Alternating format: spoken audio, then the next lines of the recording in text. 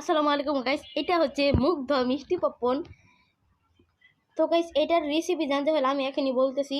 এইটার রেসিপি হচ্ছে আপনার প্রথমে যে পপকর্ন ভাজবেন, লবণ ছাড়া পপকর্ন, শুধু তেল দিয়ে, অল্প তেল দিয়ে ভাজবেন।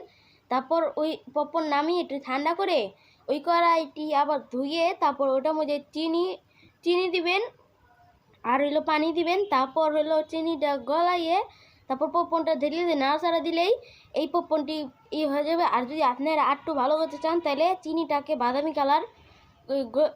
কালার করে ফেলতে পারেন গলিয়ে। আমি একবার সাদা কালারও করেছি, একবার বাদামি কালার করেছি। আর এইটা অনেক মজা। আপনারা যদি খেতে চান তাহলে আপনারা এই রেসিপিটি চেষ্টা করে দেখতে পারেন। আর ঝুমকে তেল আপনি চিনি গলাবেন, ওই সময়টিতে আপনি এই কড়াইতে একটু তেল দিয়ে ভালো মতন মেখে নেবেন, তাহলে কড়াইতে চিনিটা লাগবে না। আসসালামু আলাইকুম, বাই।